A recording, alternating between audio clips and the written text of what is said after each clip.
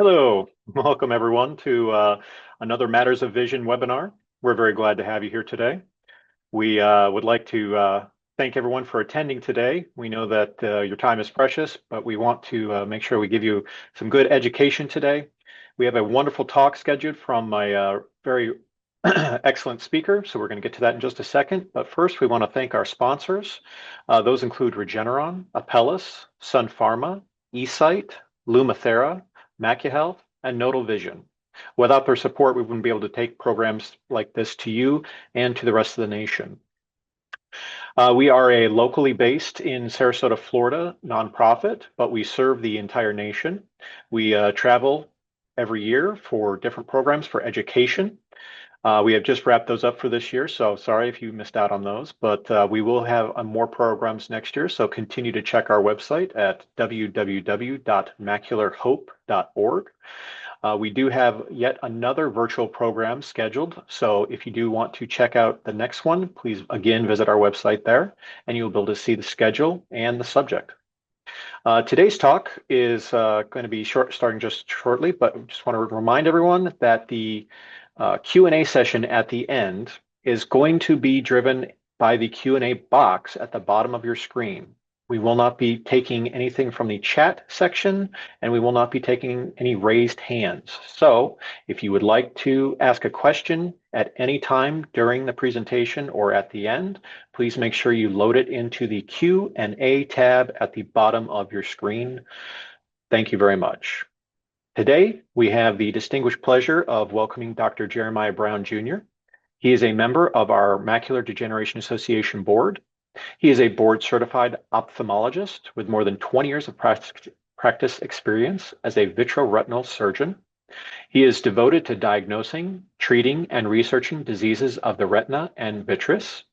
Dr. Brown held an academic appointment as Clinical Associate Professor of Ophthalmology at the UT Health Science Center in San Antonio and served as President of the San Antonio Society of Ophthalmology. He's an active member of the American Society of Retinal Specialists and the American Academy of Ophthalmology, as well as the American Medical Association. He has served as a voting member on the FDA's advisory panel of optometric devices, as well as the ophthalmology consultants to the U.S. Army Medical Materials Development Agency. Dr. Brown has joined the Retina Consultants of Texas, and they are serving Schertz, Westover Hills, and RCTX San Antonio Medical Center. It is now my pleasure to introduce Dr. Jeremiah Brown.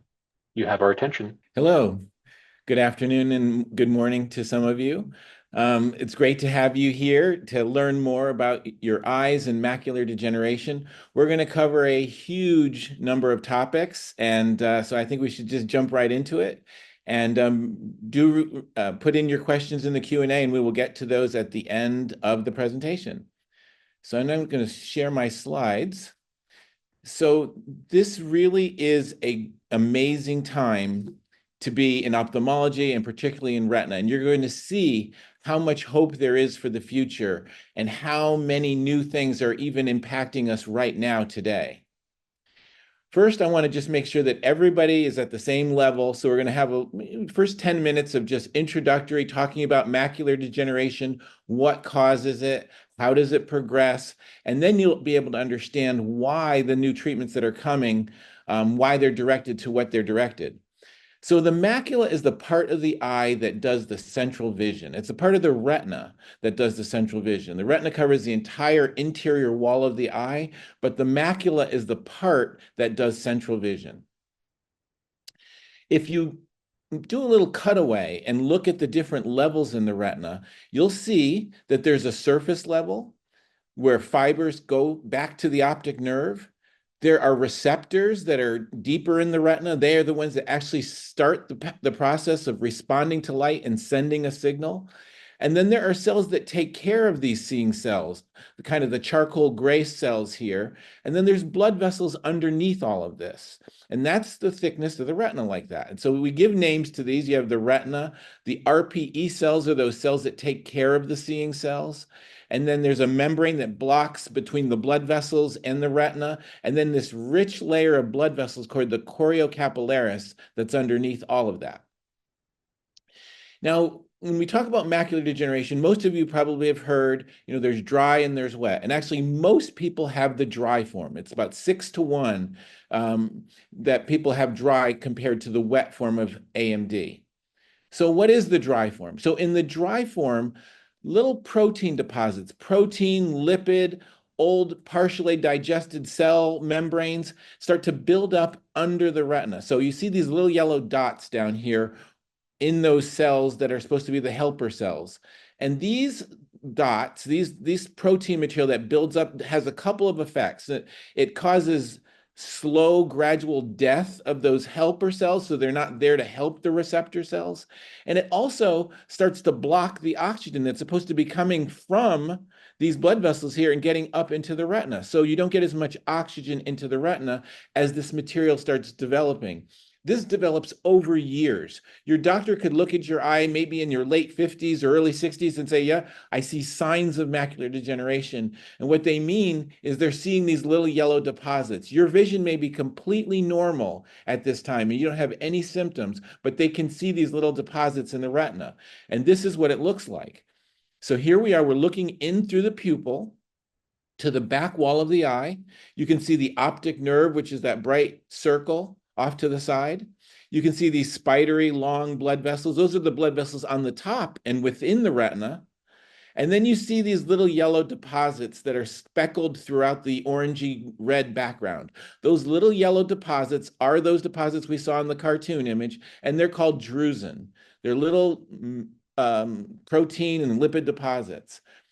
Over time, if those helper cells start to die off and the receptor cells start to die off because they're no longer getting that help, we get these areas of thinning of the retina. You can see it looks like someone took a cookie cutter and just took a punch out.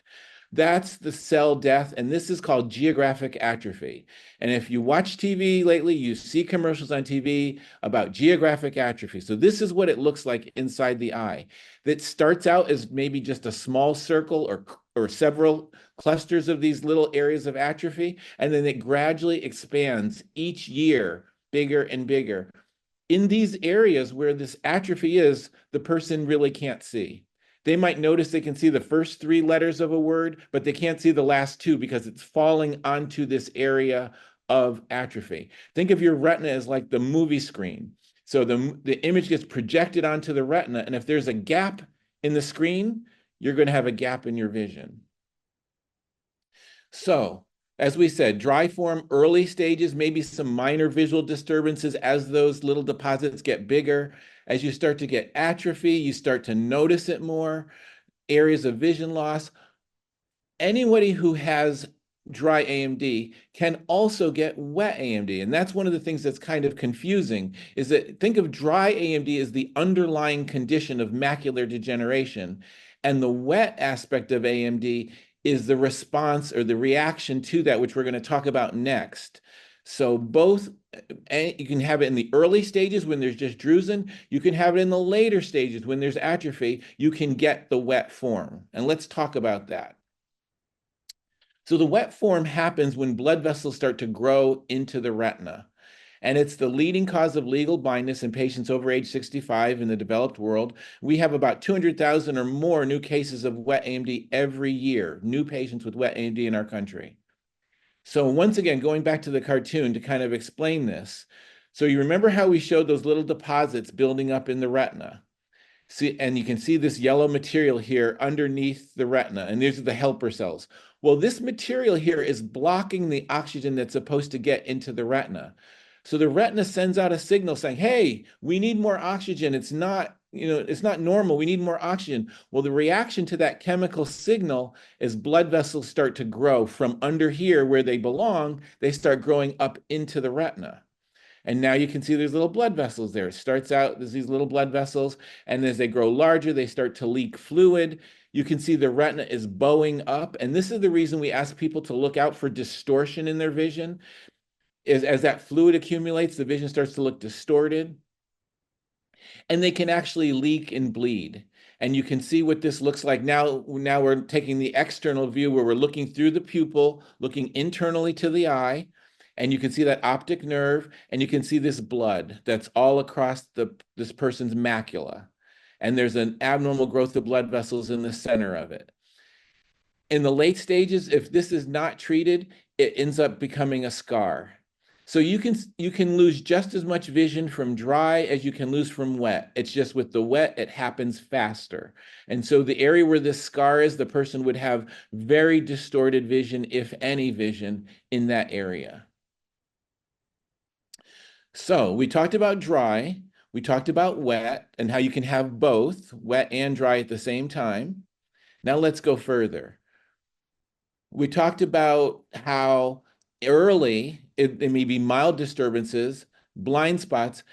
It's important to know, and I often tell this to patients in the early stages when they're getting this, is it's rare to lose complete vision from macular degeneration. Yes, you may lose your central vision and not be able to recognize people's faces, lose that ability to drive, to read, and that's devastating. But it's not a disease where you will be in the dark, sitting in a dark room and not be able to tell where anything is. You can use your side vision. You may be able to see the door. You can't recognize the person in the doorway, though. You can recognize that there's a car in front of you, but you can't read the license plate. So you do lose central vision, but it is rare to lose complete vision, extremely rare. Here are some examples of distortions that may happen where parts of words are missing. On the right-hand side, you can see the person can see the bus, but they can't read where it's going because their blind spot is right over the label on the top of the bus. Everyone always asks, well, what causes this to begin with? Well, what we've learned is about 70% of the risk of macular degeneration is just from what you've inherited. So the condition takes multiple factors. If you've inherited the risk, if you're a smoker, if you're older, all these things add a little bit more risk that you might get macular degeneration. Someone who doesn't smoke and eats well, they have lots of good antioxidants in their diet by eating green leafy vegetables, they might be able to hold it off where it progresses very slowly. Even though they may have inherited some of the genes, it may progress more slowly than someone who doesn't eat as well. High blood pressure has been shown to increase your risk for turning to the wet form. So if you do have high blood pressure, you want to have that under control. So when you go to the doctor, you're going to get some different tests. And the OCT is probably the most important one that we use every day in the clinic. And you can see why looking at this picture. Look how similar this is to that cartoon that we showed. We can literally see in your eye the different layers of the retina here and see if they're looking normal. We can see those helper cells, that bright red line, that's the helper cells that are sitting under the retina. And then underneath that, these little round circles are the blood vessels in that choriocapillaris, which is part of the choroid. So we can literally, it's like taking a biopsy of the eye by just using a laser light, bouncing a light into the eye, and it comes back to the camera at different rates, and we can detect these different layers in the retina. So here's an example. You can see that healthy helper cell over here off to the side to the right, but then as we get to the center, it starts to balloon upward and there's a bump there. That's because there's blood vessels growing in from underneath and they're ballooning this up. So this person is going to see distortion. Straight lines are going to look wavy, look crooked. You can see off to the side, there's this dark area. That's fluid. So there's fluid under their retina there. Here's another example in a black and white image where you see this kind of mound here, and then there's fluid across here from wet AMD. And here's the picture of showing where that scan was taken, right across this part of the eye.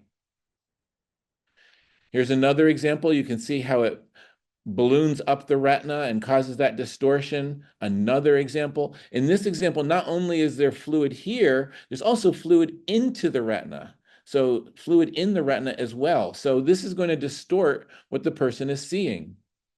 Another test that you may have is called a fluorescein angiogram.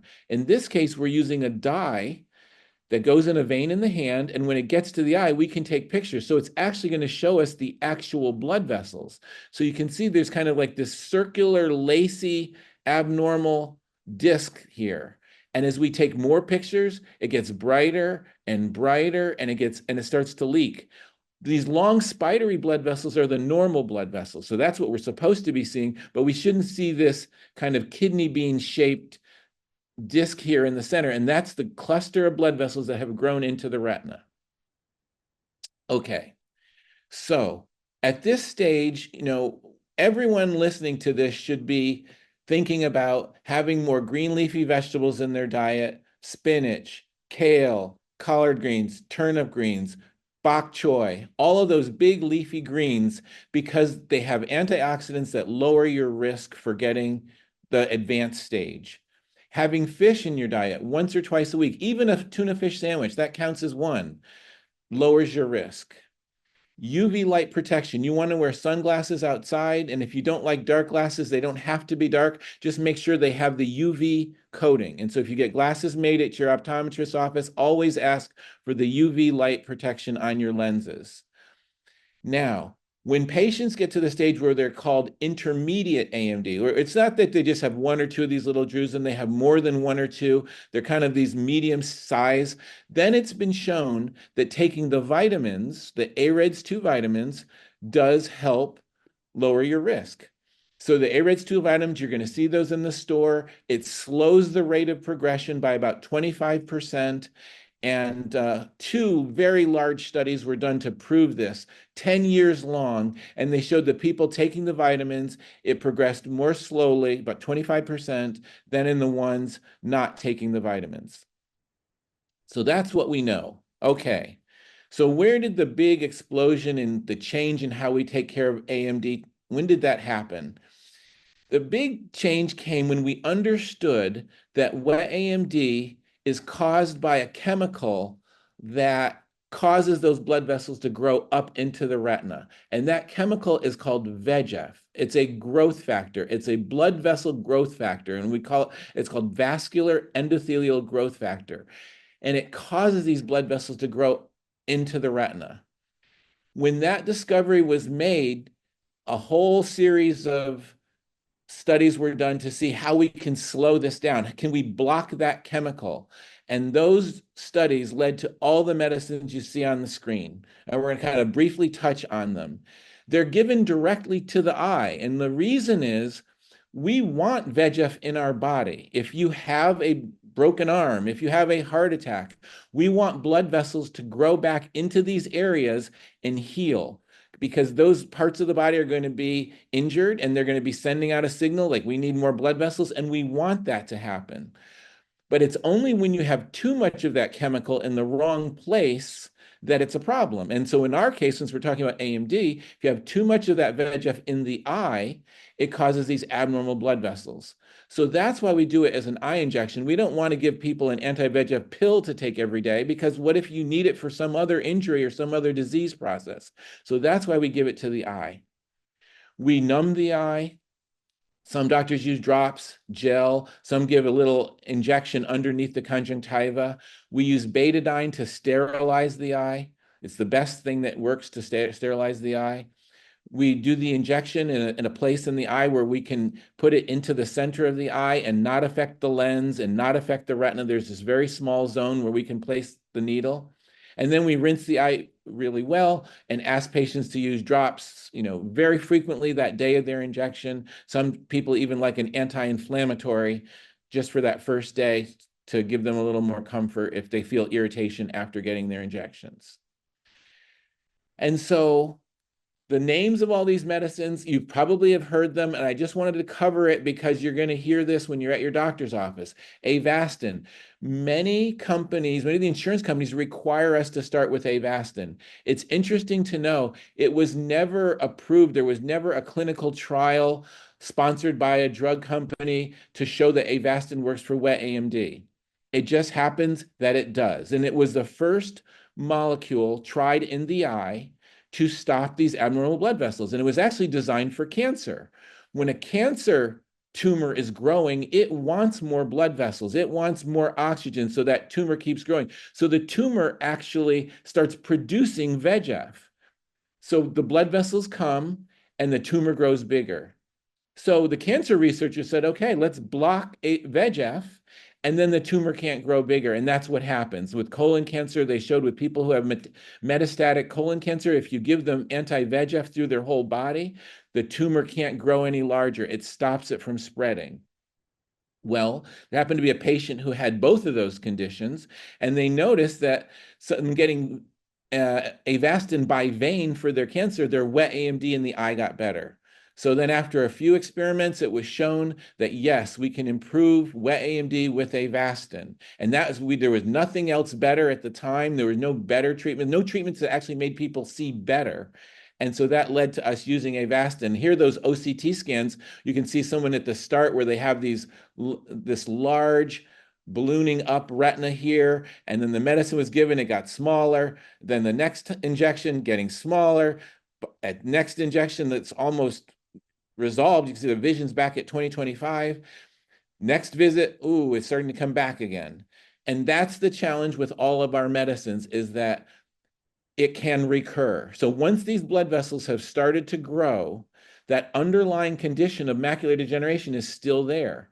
And yes, the longer you treat it, the more they shrink, they become less and less active, but it never truly goes away. You're still at risk for recurrences. And so many times in the office, you'll see the doctor will treat you maybe in the beginning every 4 weeks, 5 weeks, then go out to 6 weeks, 8 weeks. Oh, we see fluid coming back. We're going to bring you back at 6 weeks next time. Get it stable again, then let's try to go longer. And we're trying to manage that. Lucentis was the first medicine that actually did go through the whole clinical trial process and was shown to work for wet AMD. And Lucentis is actually a fraction, a little part of the Avastin molecule that was made to bind VEGF even more strongly. And it's just a fragment of the Avastin molecule. Definitely works. Then came Eylea. Eylea was designed to bind VEGF also. And it was just the way they designed it is to bind it even more strongly so it could last longer in the eye. And in the studies that were done for Eylea, basically the bottom line of I want to show you these graphs so you can have a visual, but you don't need to memorize or know what's on there. Basically, across the bottom is months, and going upward on these graphs is letters on the chart. So everybody starts out at time 0, and we follow them out to 52 weeks. And you can see everybody's gaining vision, and then it levels off, and they maintain it all the way out to 1 year in this case, but the actual study even went beyond this. But this is the first study to show that Eylea could give you the same vision as Lucentis, but didn't have to be given as often. So you could give it every 8 weeks and get the same vision results as Lucentis every 4 weeks. Every person is different. These are averages, but in general, you could go a little longer with Eylea than you could with Lucentis. So that was the advantage of Eylea. But still, this is a challenge to us, that it's a challenge to patients, it's a challenge to their families, these visits. Do we treat and then extend their interval? That's what most doctors do.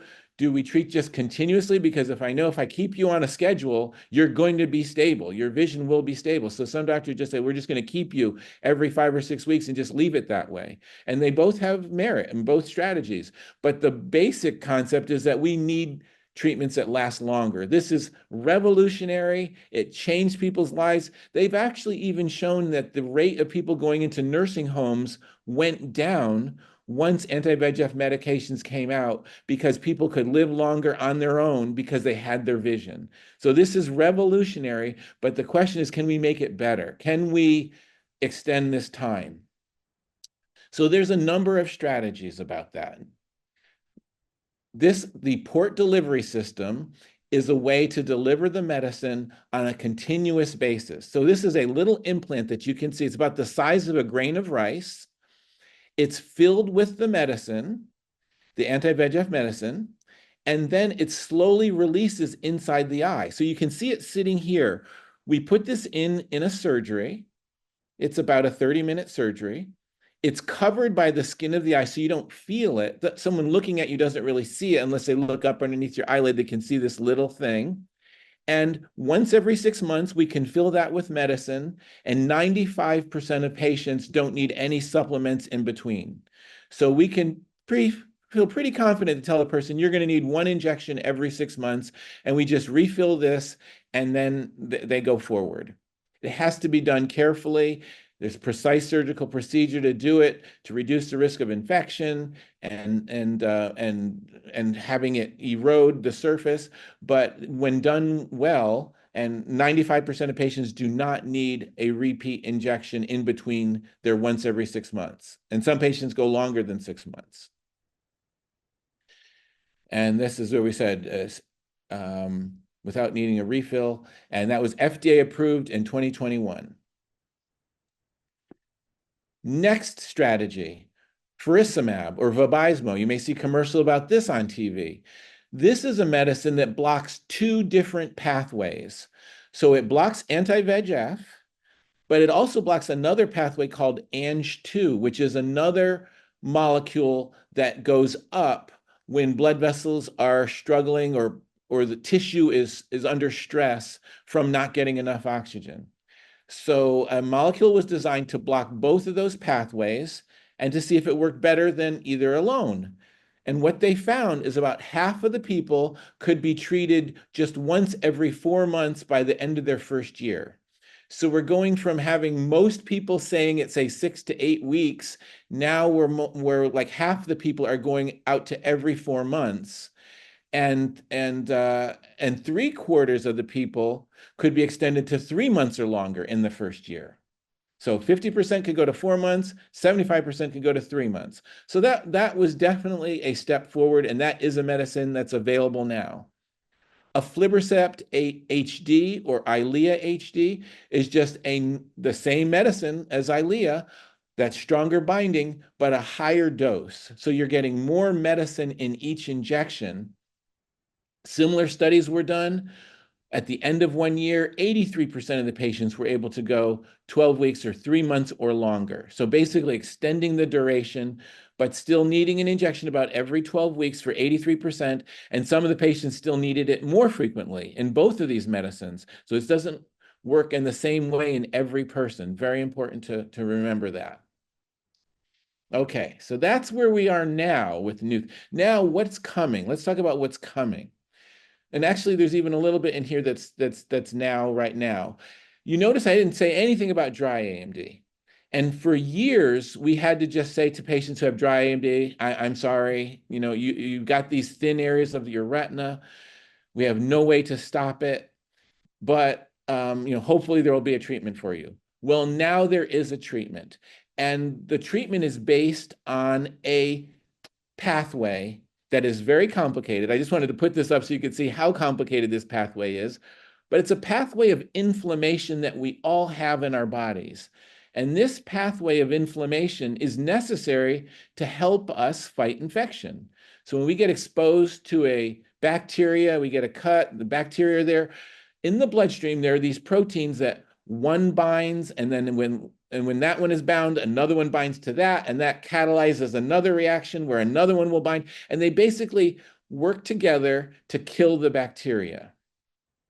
And they also send out chemical signals to recruit more white blood cells to come to the area and to finish up the job. So it's interesting, and no one predicted this until it was found using genetic research, that if you have mutations, or we could say changes in the genes for some of these proteins, it increases your risk for AMD. So in a sense, AMD is in part, the risk for it is in part due to inflammation in the retina that's gone kind of out of control, dysregulated. And you see there's a couple proteins that are right in the center of this screen. You see C3 and C5 that all lead to this cell death component, this little hole that gets punched in the wall of a bacteria. These two proteins, C3 and C5, were the ones, after many different studies to try to find something that can help people with dry AMD, those two proteins have been found to actually help.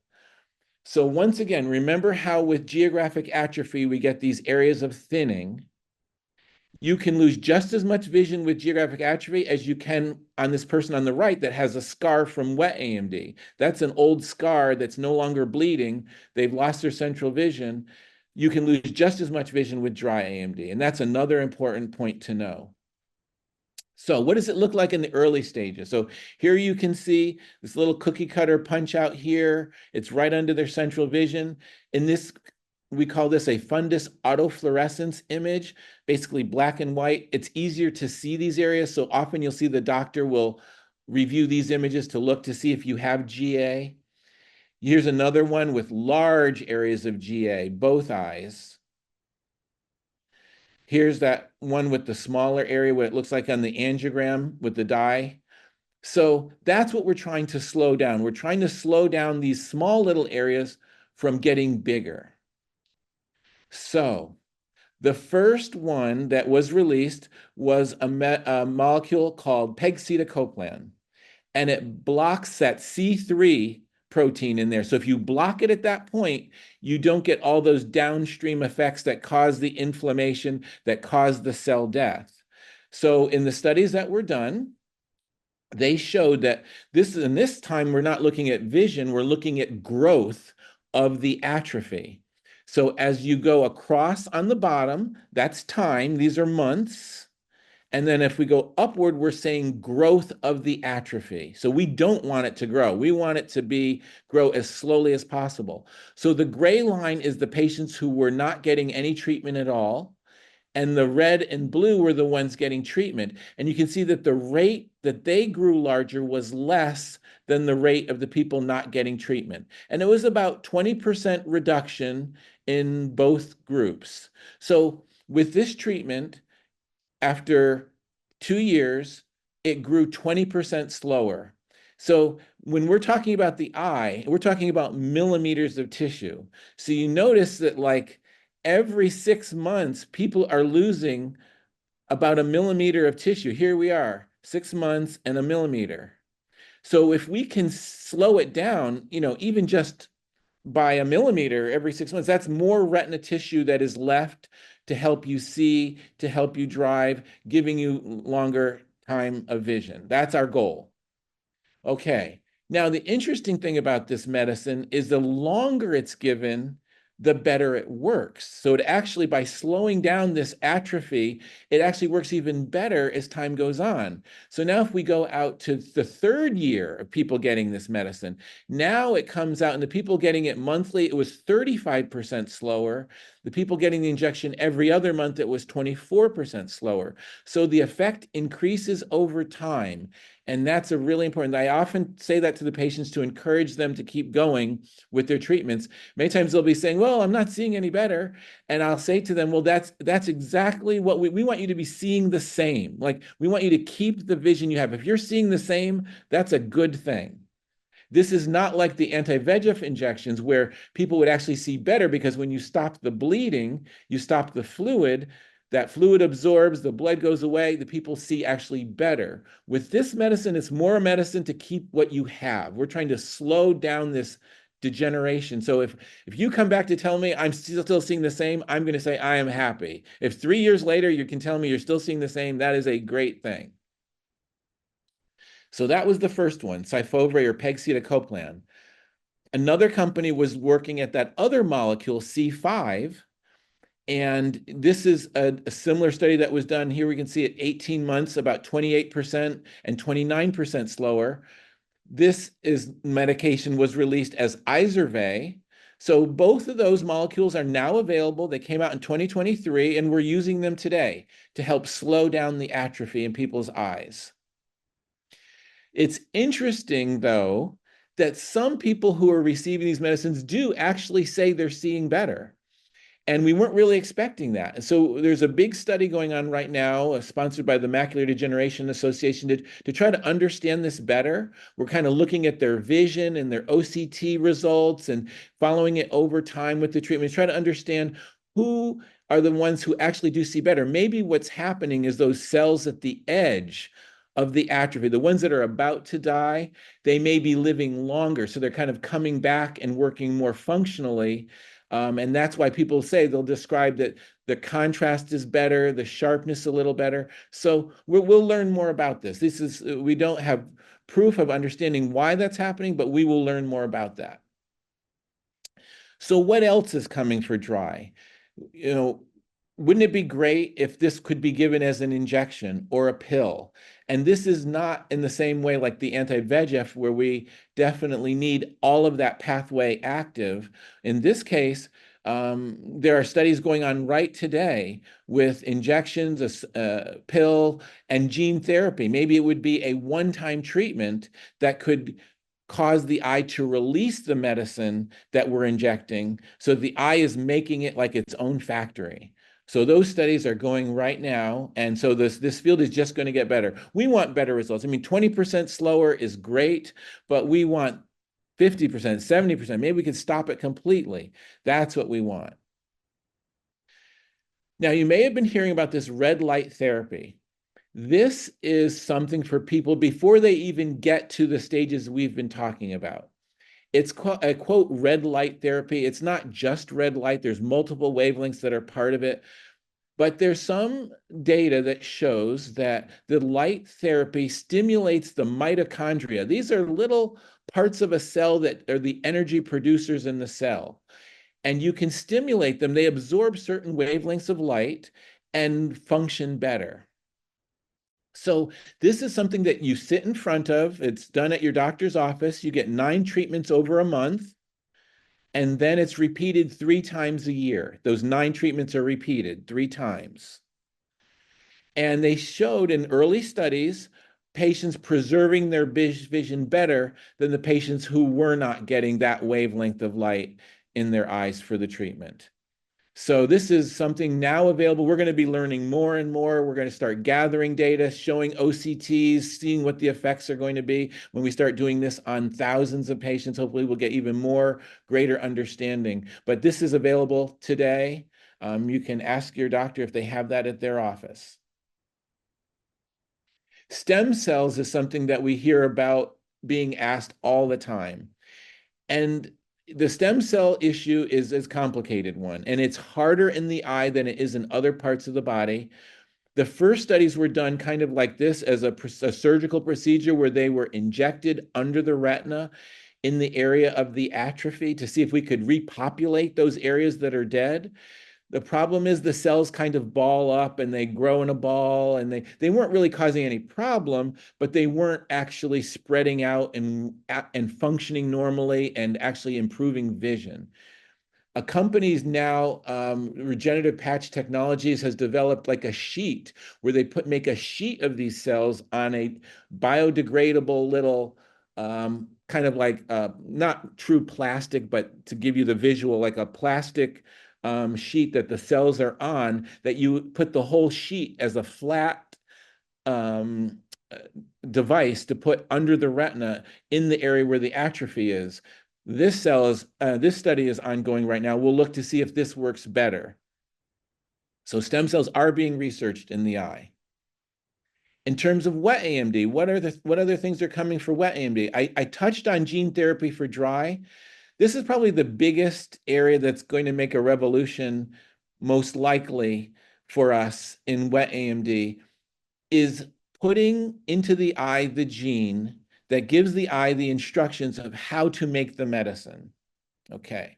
So this can be done multiple ways. It can be done as a surgery.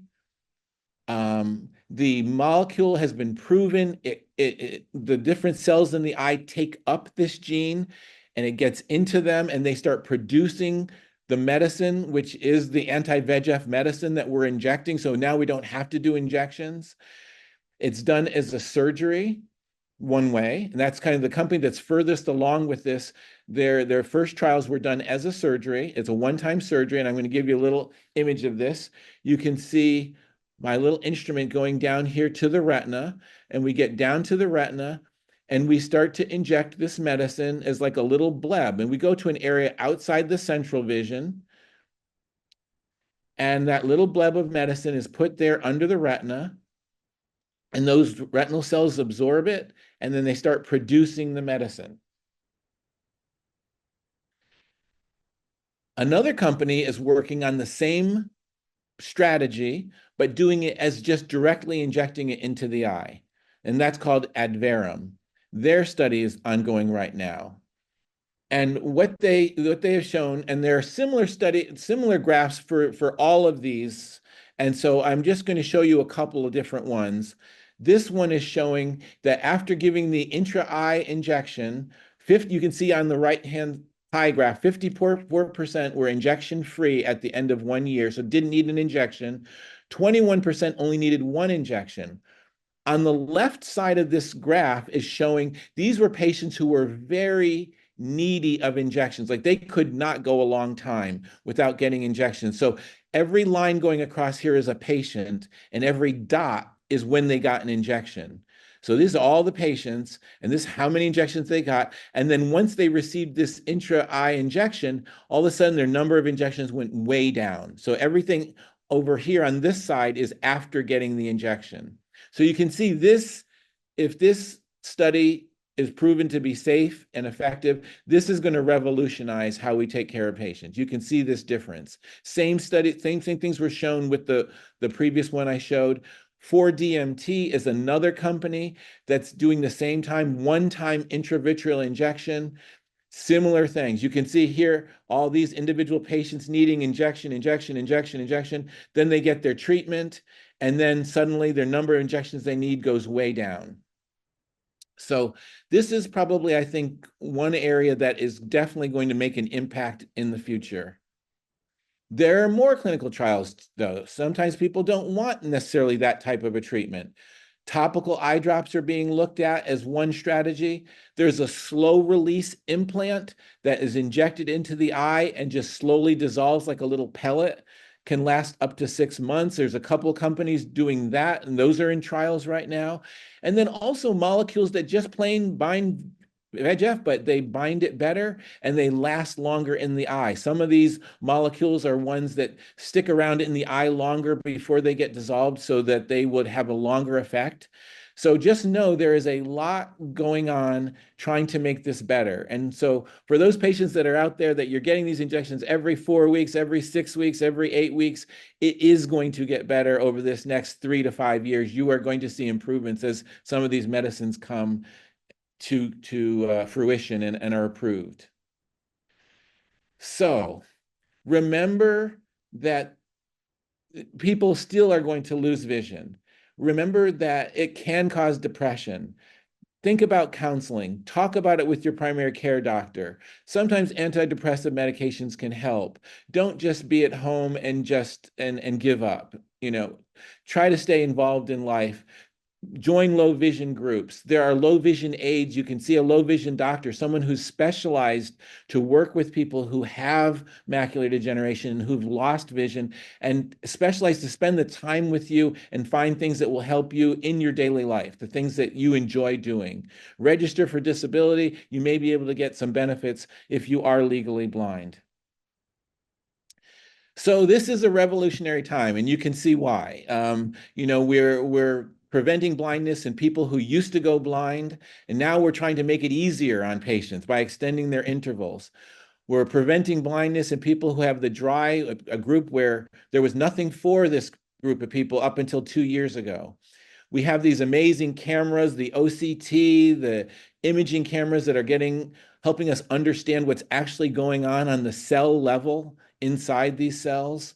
We're understanding the genetics to understand, why do some patients do better than others? Why do some people need injections every 6 weeks? Why do some people never get wet AMD and they only get dry? We're understanding that better. Remember that it's not really just one condition, it's multiple genes, and we all have our genetic background that's different. And then there's the diet, there's the protection with UV sunlight that can affect how it progresses in you. And then lastly, our ultimate hope one day is to be able to repair that damaged retina. Stem cells, growth factors, something that may help replace the areas that are already damaged. So I say thank you. Thank you for taking the time to listen to this and getting education about this. And I enjoy talking with you.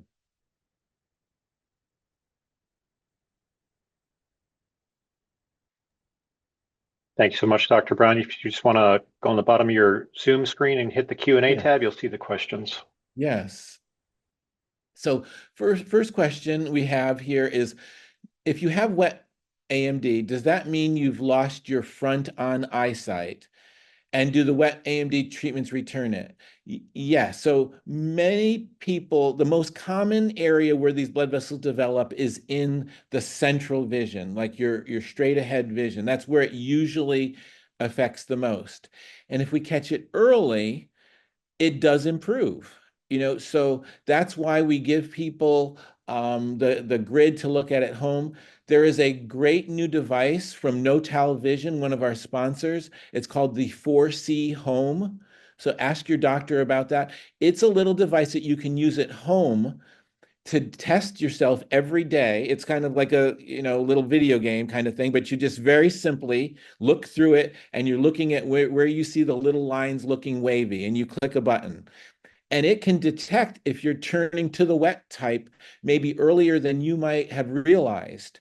So if we catch it early, definitely some of the vision can come back, usually not all the vision, but I have people with wet AMD who are in their 90s and still driving because they have stable vision. They come in, they get their injections, and they go and they keep enjoying life. So catching it early does make a difference. That little port device, one question was, can you have an MRI if you have that little port? And the answer is yes, that you can have an MRI with that little port device. Do any of these work for myopic degeneration atrophy?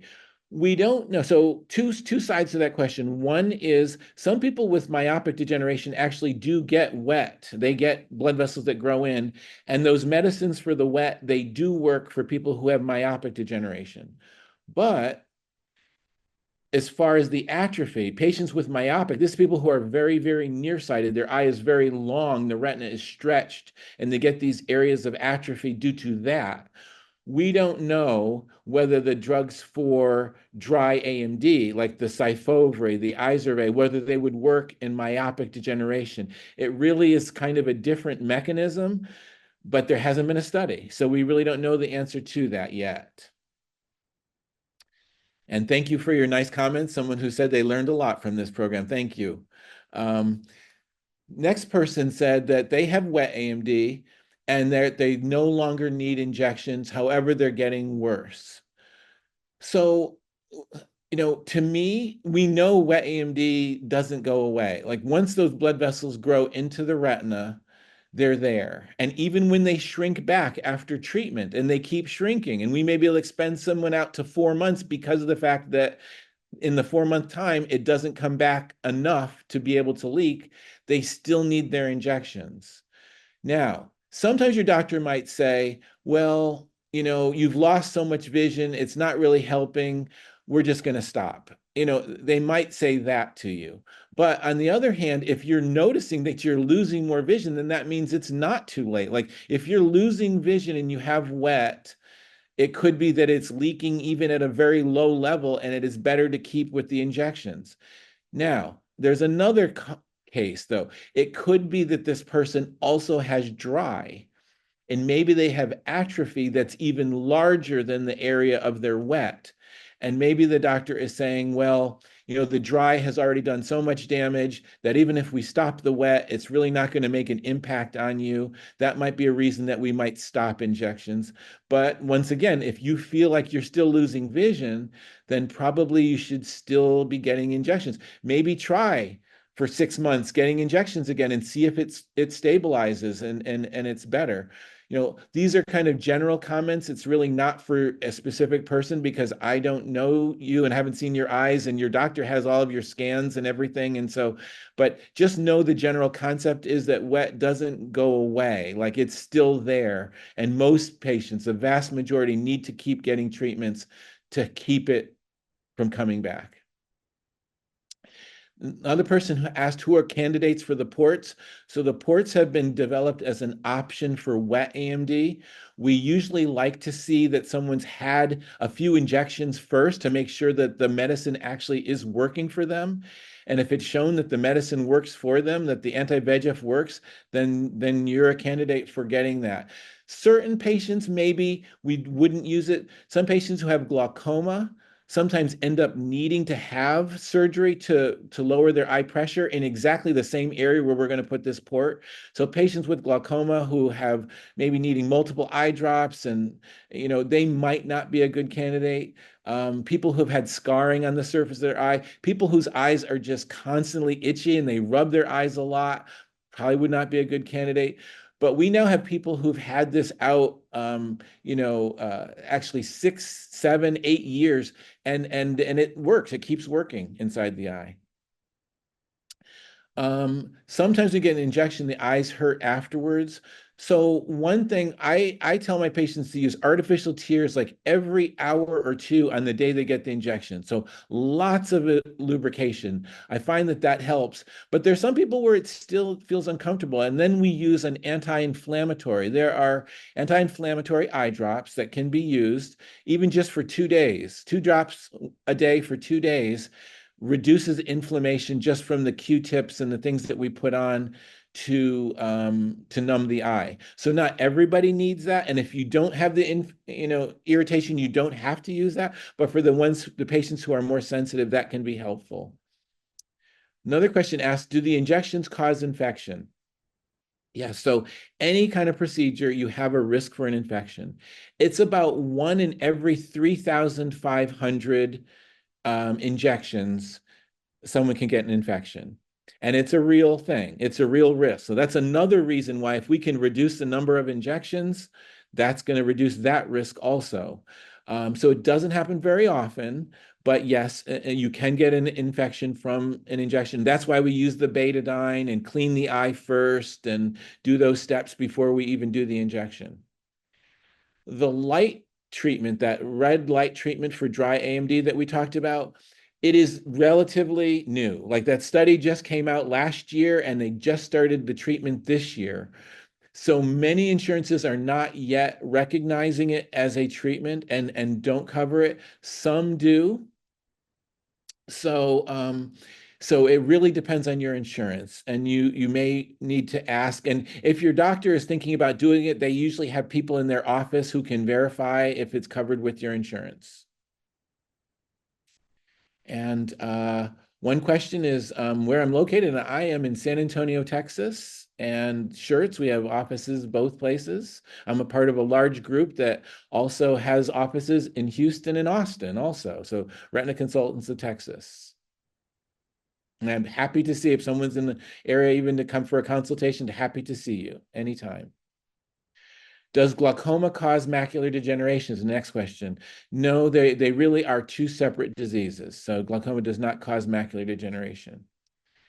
And the red light therapy, another question about the cost. And so I'll refer you, ask your doctor's office about that.